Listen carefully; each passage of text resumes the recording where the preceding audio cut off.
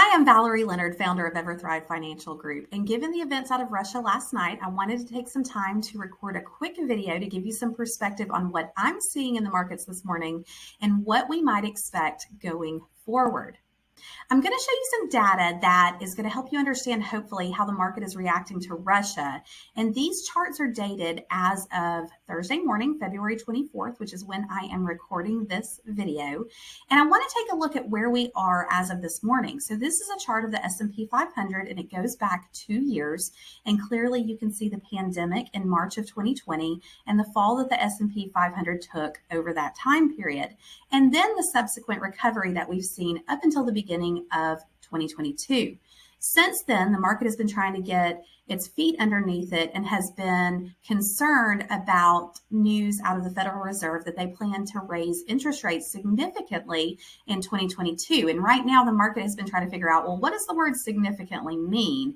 And what might we expect going forward? How fast are they going to raise rates? How much are they going to raise rates? We've also been dealing with the Omicron variant of COVID, which has created a slowing economy. And then, of course, the news out of Russia and the Ukraine. But you can see the market opened lower this morning by about 2.24%.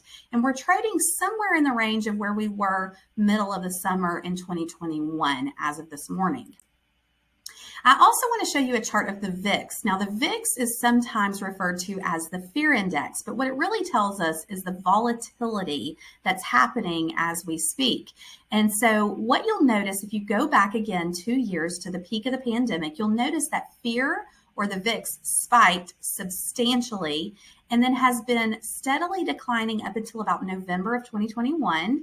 Of course, there are always going to be spikes in the short run, typically having to do with newsworthy types of events. But we saw it come down to low levels around November, and then since then it's been spiking higher. And this morning it opened significantly higher, but again, nowhere near the levels that we saw in March of 2020, or at least at the peak of the pandemic. And it's actually come down a little bit this morning already. So there has definitely been lots of fear, lots of volatility in the market so far this morning. Now, what I want to do, though, is take a look back at some of the most historical geopolitical events. So whether it's Germany invading France or the Pearl Harbor attacks, maybe it's the assassination of President Kennedy or the oil embargo of the 1970s.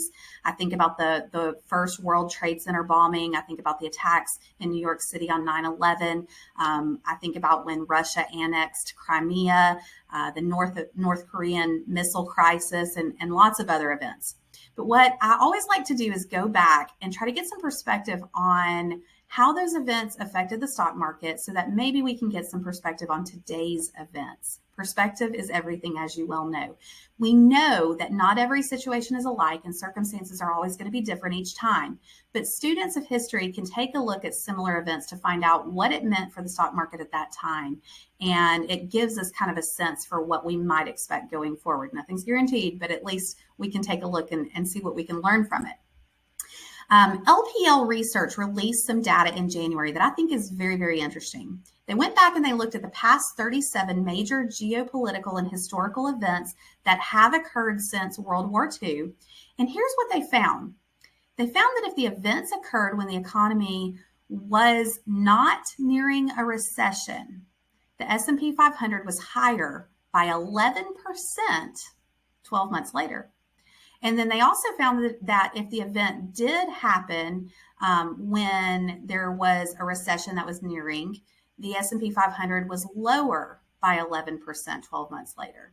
But here's to me what I found most interesting. Of these 37 events, it took an average of 22 days for the market to bottom and only 47 days for the market to recover. Now, if you've watched some of my past videos recently, we've taken a look at major market drawdowns, and I would encourage you to go watch those videos if you haven't seen them, because we look at what sell-offs like what we're seeing right now typically look like, and most of the time they have a very short recovery time, much shorter than investors seem to often realize. So go back and look at some of that data. It's pretty interesting. Now, what are we watching going forward, and what might signal things getting worse? Well, the Treasury market is one of the most solid, liquid, stable financial markets in the world. And so it's really important to watch it. And it can tell us also a lot about fear in the marketplace as well. So this is a chart of the 10-year Treasury. Again, it's going to take us back to the spring of 2020. And you can see when fear was at its highest at the peak of the pandemic in March of 2020, the U.S. Treasury was falling. Okay. So that's what you want to look for when you're looking for fear. Today, that's not the case. We've actually seen the U.S. Treasury rising since August or so. And even this morning, the 10-year Treasury was up. So we're kind of seeing the opposite of that. Also take a look at the U.S. dollar. What we're looking for here is a spike higher in the U.S. dollar, much like we saw in March of 2020. But right now, the U.S. dollar is pretty calm, even despite last night's events. Yes, it's up. But what we're looking for are really quick spikes because that would signal a potential for worse things to come. Now, it's always important to note that conditions can change very, very quickly, both to the upside or to the downside. So you have to try to take a step back from what you see and keep your perspective focused on your personal time horizon. So if you're a long-term investor, I don't want you to let your emotions trick you into making decisions that might not be in your best interest. So remember, the goal is always to buy low and to sell high, not the other way around. But sometimes our emotions tell us differently. Dave Ramsey's famous for saying that the only people that get hurt on a roller coaster are the ones who jump off.